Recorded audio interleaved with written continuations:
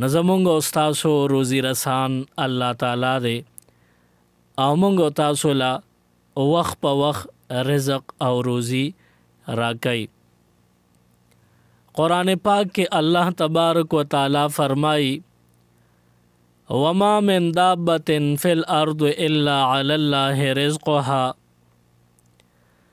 په مخ د ځمکه باندې چې څومره زنده سر او څومره جاندار دي د هغې رزق الله تعالی باندې دی او د هغې د رزق ذمه الله تبارک و تعالی په خپله اخیستلې ده. الله رب العالمین د چا د وعدو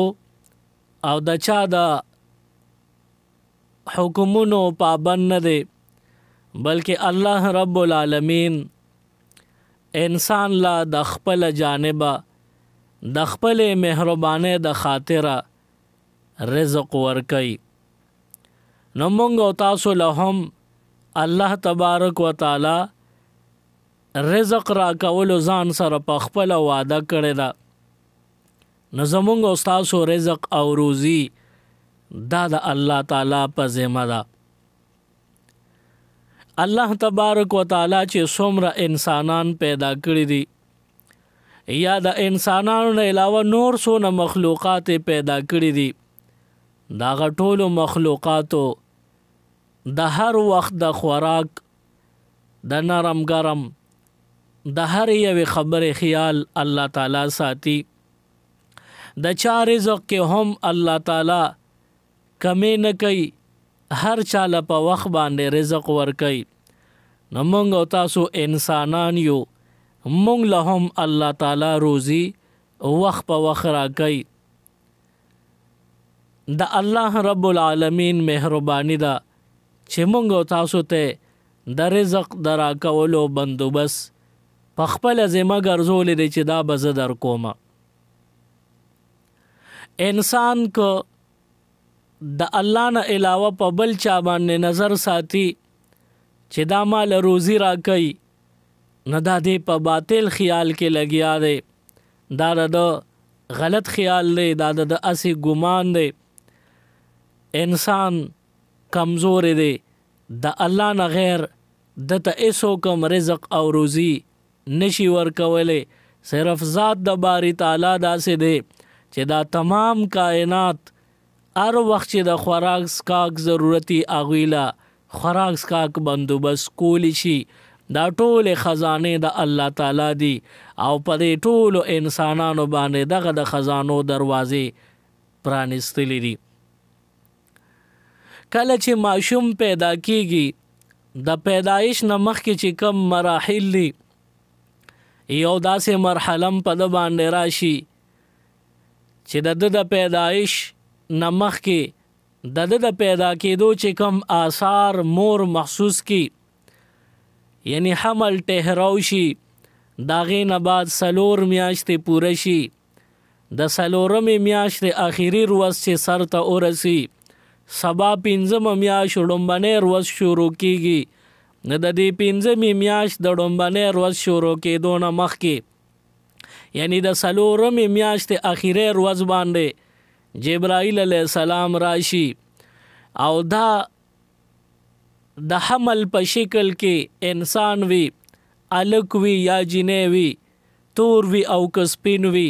ښکلی که بدرنګ وي، نیک به وي که بد به وي، دا ټولې خبرې جبرائیل علیہ السلام دا حمل پلاس کی اونیسی او الله تعالی ته داسې مخامخ کی، پروردگار دا با معشوم پیدا کیږي، الک بوي که جنې بوي، تور بوي که سپین بوي، ښکلی بوي که بدرنګ بوي، نیک بوي که بد بوي. د دې ټولو خبرو په باره کې جبرائیل علیہ السلام د الله تعالی نه تپوسونه وکړي او د هر یو سوال جواب جبرائیل علیہ السلام ته ورکړي شي. بیا د دین رستو جبرائیل علیہ السلام تپوس کوي پروردگارا دا ماشوم دکې به سبا روح اچولی کیږي، نو د روح اچولو کېدو نه مخکې ما ته ووایه د به څومره روزي وي د به څومره رزق نصیب کیږي. دغه وخت کې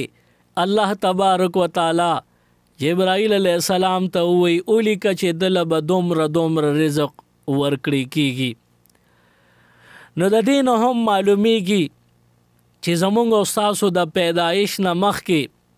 چې څومره په زندګۍ کې رزق مونږ استعمالو هغه مخکې لیکلی شوی دی. زمونږ بدنونو کې ساه اچولی شوی نه وه چې جبرائیل علیه السلام د الله تعالی نه تپوس کړی دی او بیا الله تعالی ورته ویلی دی چې دومره رزق به دته نصیب کیږي، دومره رزق به دې بنده ته ورکړی کیږي. نو مونږ او تاسو ټول انسانان یو او مونږ له چې الله تعالی رزق راکوي نو دا په مونږ باندې د الله تعالی مهرباني ده. که په مونږ یو ورځ خوراک څښاک بند که ته به وګورې په دنیا کې دا چې څه دي دا ټول نظام به خراب شي، ټول انسانان به مړ شي. او دا د الله تعالی د رحمت یو لوی درستخان خور دی او انسانان د هغه درستخان نه ځانونه سیراب کوي، ځانونه مړی. الله تبارک وتعالی باندې د چا د طرف نه لازم نه ده چې ته به خامخا بندیانو له رزق ورکې. څوک الله تعالی باندې شتکولی نشي، د هغې باوجود الله تعالی په ځان په خپله لازم کړي دي،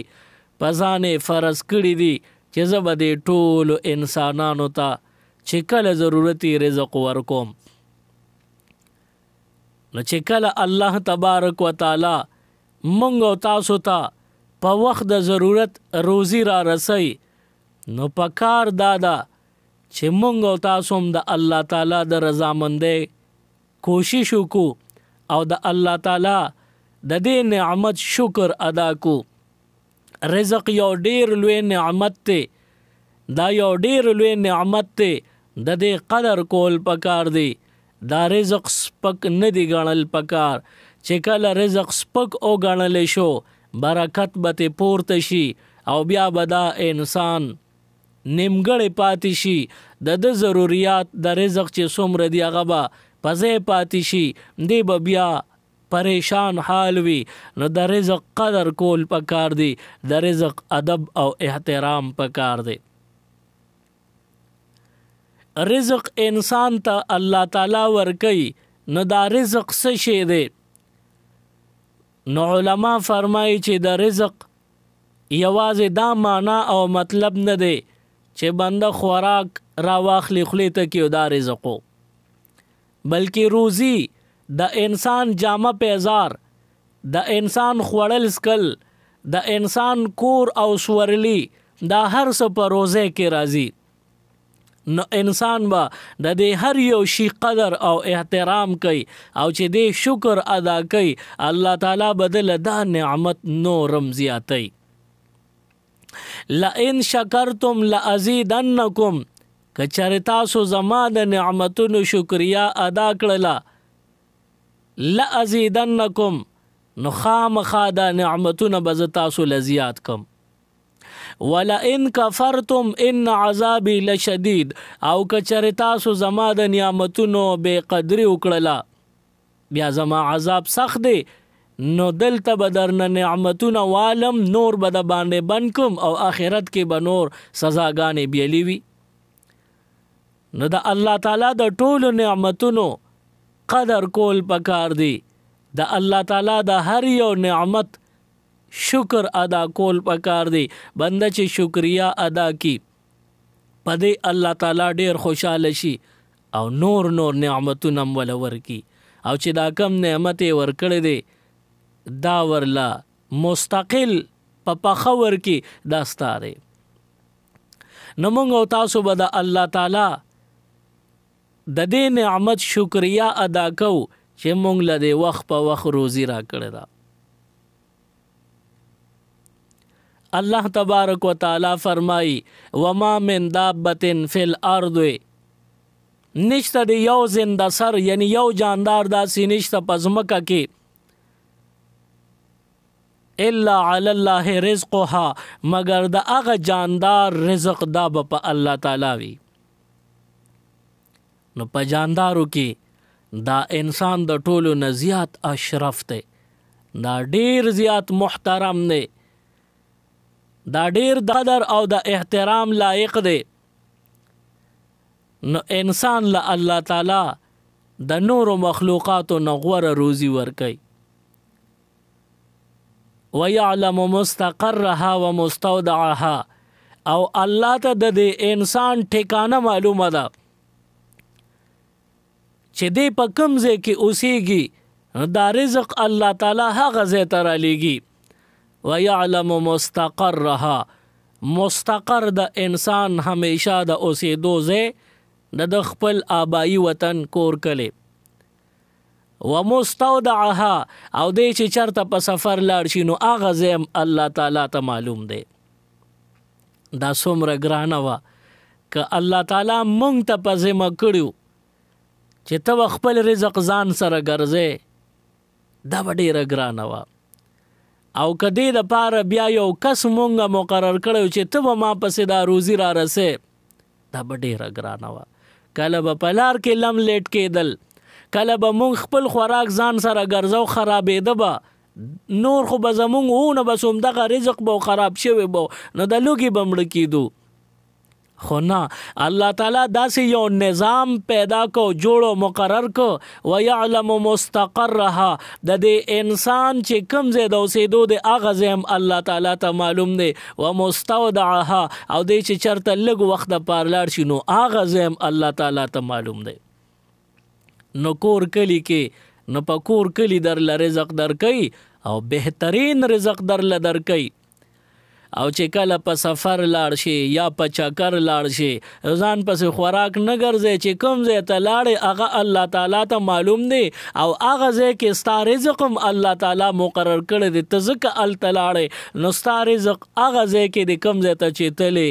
ځان پسې رزق ګرځول نشته، الله تعالی یې هغه ځای ته در رسوي. نو مونږ او تاسو به د دې نعمت شکریا ادا کو چې الله تعالی مونږ او تاسو له روزي راکوي. او بیا دا مو وایا چې که فرض که زه او نه ګټم نو زه به نه خورم، که زه وګټم نو زه به ښه خورم. دا سوچ مه کوه، الله تعالی یې تاله درکوي. که ستا اولاد او بچي وي ستا اولاد او بچو لی ورکوي. انسان چې انسان وي نو انسان خو څه کې زناورو لی ورکوي، نو انسان خو اشرف المخلوقات دی، دله به یې ولې نه ورکوي. دا سوچ مه کوه چې ګنې زه مزدوری کوم، خواري کوم، محنت کوم، ما ته به روزي ملاویږي، او که زه خواري او محنت پرېږدم بیا به نه ملاویږي. نه، ستا رزق الله تعالی مقرر کړی دی، تا ته به الله تعالی درکوي. اوس ته به وایې چې دا روزګار د څه لپاره کوم، نو دا روزګار که هر قسمه وي د دې مثال د لوښي دی. ته چې خوراک کې نو بغیر د لوښي نه کولی شي نو همدغه روزي ده، الله تعالی یې تاله درکوي، خو تا ورته د نوکرۍ ده لوښي نیولی دی، تا ورته دغه لوښي نیولی دی چې په دې کې زما رزق راکه. نو ستا دپاره تازه تازه روزي الله تعالی مقرر کړې ده، او هغه روزي ستا د نوکرۍ په دې لوښي کې، ستا د مزدورۍ د خوارۍ او د محنت په دې لوښو کې تا ته درکوي. نو داسې نه ده چې ته الله تعالی ته وایې چې راکه او نور لوښي د سره ني، په څه کې به یې درکوي. نو لوښي به ته ورله ګورې. دې ځای کې علما فرمایي وي چې کم لوښي د حلال پاکیزه دی نو په هغې کې کم پاک رزق د اسمانونو نه نازل شو او هم پاکیزه وي. او که ته چاته یو رکیبې ونیسې، یو پلیټ ونیسې او هغه پلیټ پلیت وي نو رزق خو پکې پاک راغی، خو پلیټ ګنده نو دا رزق اوس پاک پاتې شو، نو نه رزق ګنده شو. نو دا نوکری، محنت، مزدوری او روزګار، کاروبار دا لوښي دي د رزق د پاره، دا لوښي دي. اوس ته الله تعالی ته پاکیزه لوښي ونیسه نو رزق خو پاک راځي، رزق ګنده نه وي، پاک رزق براشي او پاک لوښي کې و پاک پاتې شي، ته استعمال کا. او کنه رزق خو اسم د اسمان د ډډې پاک دی او تا ورته لوښي ګنده نیولې دی نو پاک رزق په ګنده لوښي کې واچولی شو نو هغه پاک دی پې ګنده که اوس هغه د خوراک قابل پاتې نه شو. دغه شان حلال روزګار او د حرام روزګار مثال دی. نور دا به نه وی چې یاره زما نوکري نی نه زه به د لوږې مرم، نه، الله تعالی به د هر چا نه ښه ساتي. آدم علیه السلام په مخ د ځمکه ړومبنی پیغمبر او ړومبنی انسان دی او آدم علیه السلام الله تعالی چې څنګه پیدا کو جنتونو ته ولیږو جنتونو نه واپسی وشوه نو په دنیا کې وخت تیرو نو ښه ډېر اولاد الله تعالی ورکړی دونه بچي د چام نو څومره چې د آدم علیه السلام دی. د آدم علیه السلام به هر کال برغونی بچی کېدل یو بالک او یو جینۍ نو عالمان فرمایي چې څلوېښت ځله د آدم علیه السلام بچی شوي دي. څلوېښت ځله نو هر ځل به برخ کېدل نو دا 80 یعنی 80 ماشومان شو. اوس دې کې څلوېښت هلکان دي څلوېښت جینکې نو دا 80 ماشومان شو. اوس دغه 80 ماشومان دا ټول د خوراکي هر یو ماشوم خپل ضرورت پورا کول غواړي نو آدم علیه السلام خو بابا دی یو دی او د به د بچو له د خوراک څښاک انتظام کو نو آدم علیه السلام به دا 80 بچي پسه مړول. دغه وخت کې د آدم علیه السلام څه نوکري وه څه کاروبار او څه روزګار هیڅ هم نو خواري مزدوري کار روزګار تجارت کاروبار وغیرہ هیڅ هم نو او 80 بچی د چام نی دومره ډیر بچی دا د چام نی. آدم علیه السلام دی بچو له خوراک ورکونو که د یو د عقل مطابق سوچ کې نو که په عقل شي نو بیا دغه یو خوراک کم از کم یو دیګ خوراک غواړي نو غرمه بم دیګ پخې ماښام بم دیګ پخې او بیا دوه ټیمه چې وي د سارم چې مازیګرم چې نو یو دیګ چې به سار یو به ماښامي داسې یو دیګ غرمه او یو دیګ ماښام د خوراک څښاک به سالن به پخې څونه ګرانه دا په عقل ډېره ګرانه ده. او د هغې باوجود الله تعالی د آدم علیه السلام بچو له خوراک ورکړی دی. آدم علیه السلام سو کاروبار خو نو زمیداری به کوله نو زمیداری خو ډیر سخت کار دی او پاغې کې دومره آمدن هم نه د هغې باوجود هم نو چې آدم علیه السلام او د هغه بچو له ورکولو نو موږ هم د آدم علیه السلام اولاد یو موږ له به ولې نه راکوي. ته عقیده په الله تعالی وساته چې الله تعالی پیدا کړي نو الله تعالی به روزي درکوي او چې کوم ځای کې یې هغه ځای به درکوي که چېرته لاړې هلته به د پسې در رسوي دام نه چې د الله نه به ایر شي. الله تعالی ته هر وخت یاد معلومه مې ځای ځایګي نه دم خبر دی چې ته کوم ځای هلته به ستا رزق تا ته ملاویږي در رسیږي. موسی علیه السلام د مدین نه راتلو د شعیب علیه السلام د طرف نه را روان شو خپله بیبیم ورسره ده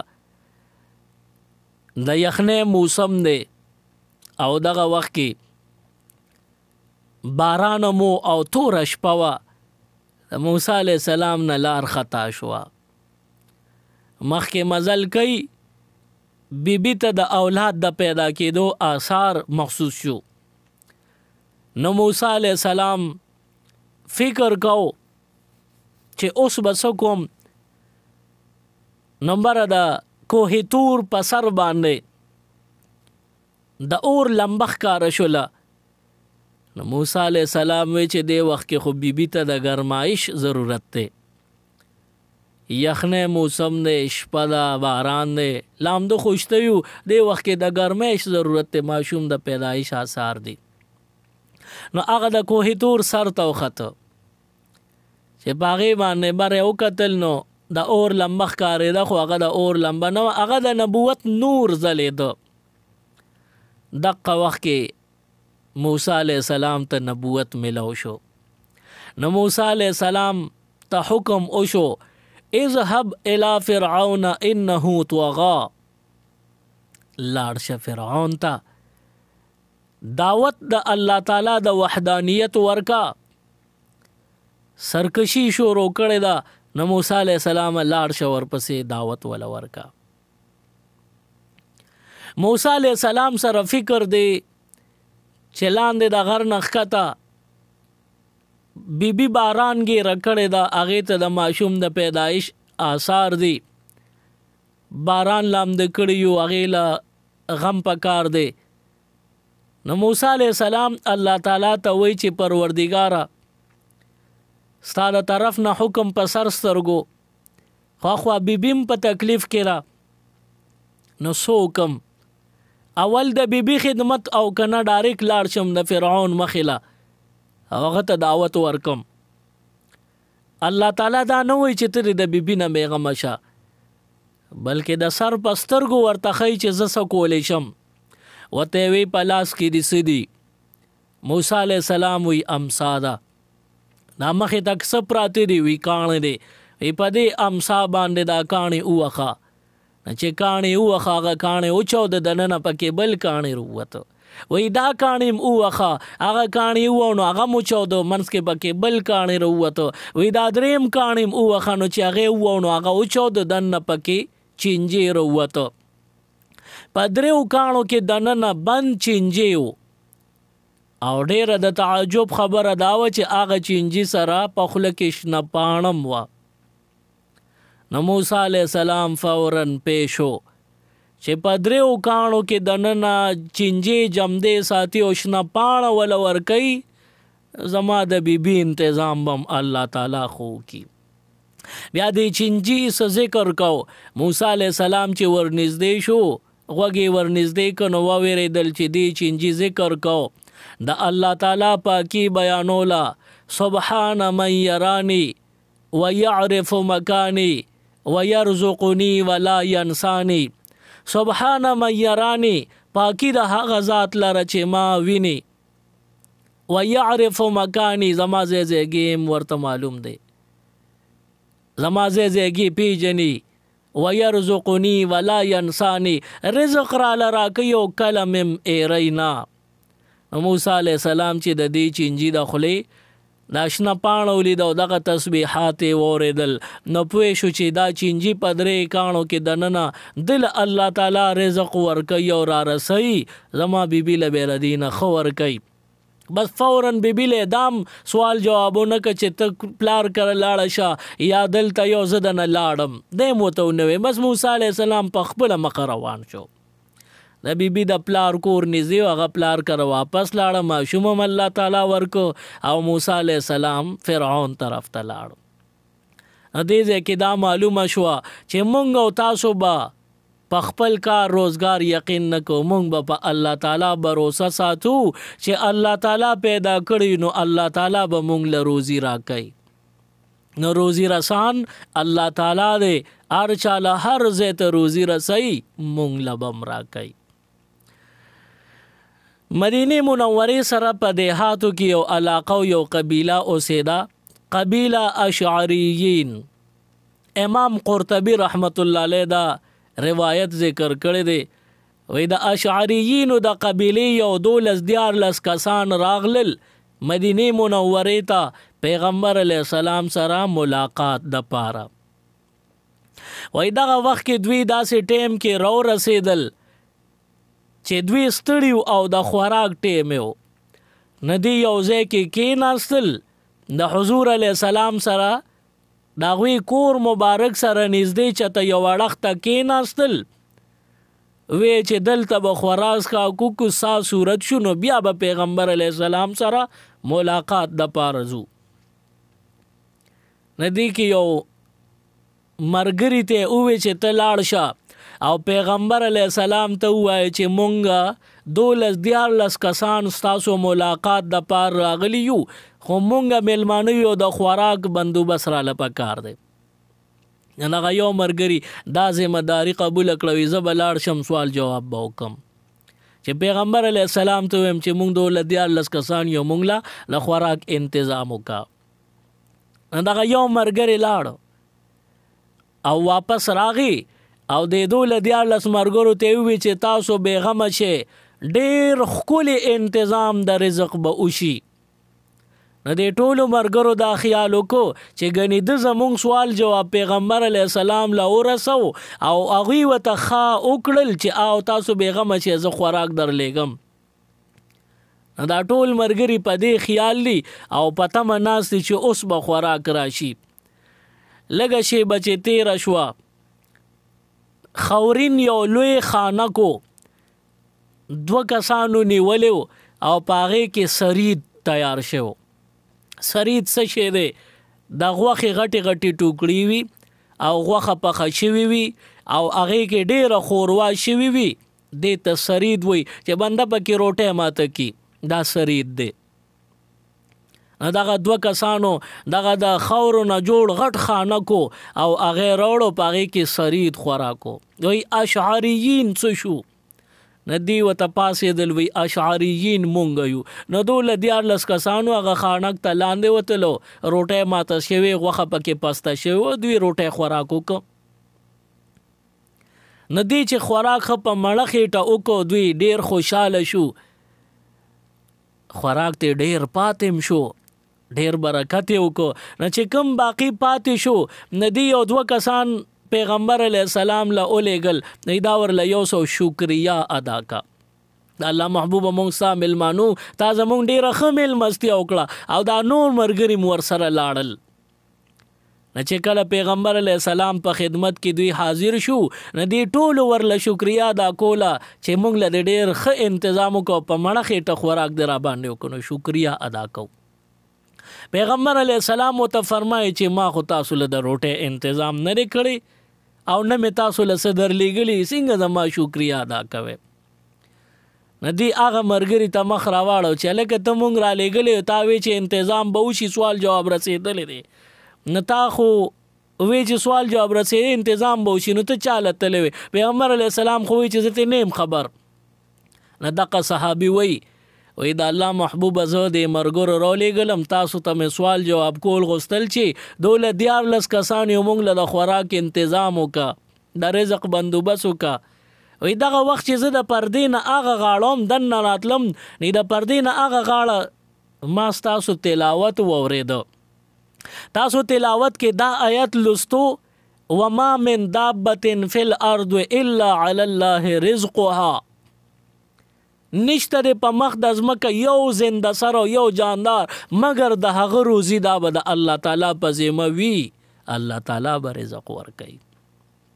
دا صحابي وی چې د الله محبوب ستاسو په خوله مبارکه دا آیت مبارک مې واورېدو، ما وی چې زه د دې ملګرو د رزق دا اطلاع پیغمبر علیه السلام لسله ورکوم. الله تعالی په خپله فرمایي چې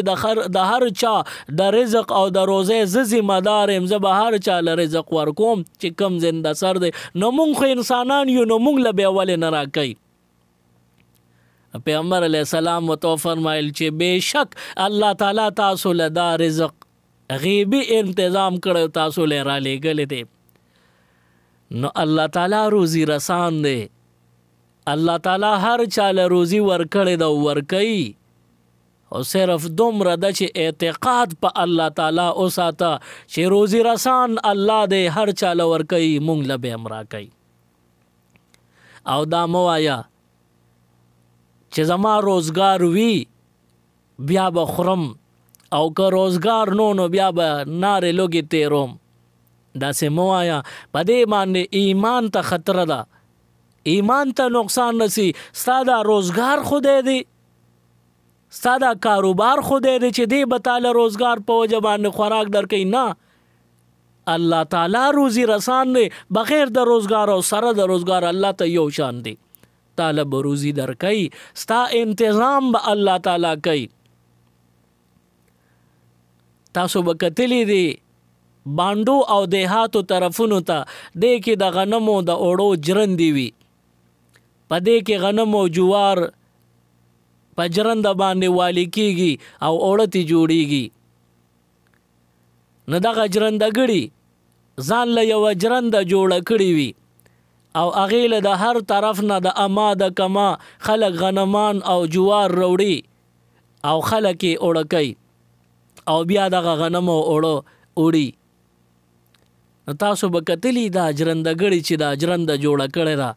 دې باندې بیا وار وي نه دا یو شان شپه ورځ چلیږي. نو دا مو وایه چې زما روزګار او نه زه به بیا خورم که روزګار نی نو بیا به نه خورم. داسې مو وایه. دغه جرندې نه مثال په دې باندې ځان پوه که دغې نه ته عبرت واخله چې د دغې جرندې دا خوله چا جوړه کړې انسان جوړه کړې ده او هغه یو ساتم نوزګار ستا خوله چا جوړ کړه الله تعالی جوړه کړه دا به کله اوزګار دا به بالکل نوزګارېږي. نو یو شاعر وایي چې ګوره جرندې له خوله جوړه بنیادم کړه یو ساعت نه اوزګارېږي حال عیان دی تا له خوله په خپل قدرت کړه مولا سازا ولې دې په خوله داسې بیان دی چې کته باندې کټوی باندې او کته کوزه کټوی کوزه داسې مه وایه. الله تعالی خوله درکړې ده نو د دې د رزق بم ډېر ښه انتظام وکړي. دا مه وایه چې الله تعالی به زما غم نه کوي تاله به انتظام خامخا کوي. صرف باروسا او توکل دا په الله تعالی باندې ساته تاله به الله تعالی د هر چا نه ښه رزق درکوي.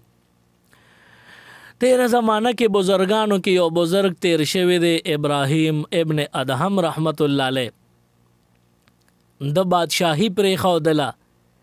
او لاړه ځنګل ته او وایي چې زه باچهی نه کوم زه به غلامي کوم د الله تعالی د دین پیروي به کوم او زه د دې غفلت د خوا به بیدارېږم. لاړه ځنګل ته په ځنګل کې کېناستو په ځنګل کې وکتل چې یو بل بزرګ الله الله یې کول دې ډېر خوشحاله شو وایي زه به د سره کېنم نو دی به مې اسلامي راهنماییم کوي او د سره به ذکر فکرم کوم دا به مې ملګري او هغه ملګري ده ته په خیرالي ونه وي او ده ته تندې تریو کو او ده ته بنیتي شان وکړله ورته وایي زما ملګري کېږه مو ما سره مه کېنه لاړ شې چې ته هلته لرې کېنه. دی ورته وایي وجه څه ده؟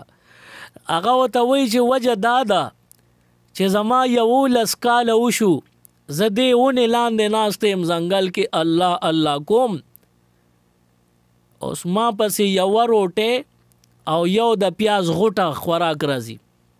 څوک روړي وی پیژنم نه چې څوک یې روړي خو بس ماله یو روټۍ او یو د پیاز غوټه راځي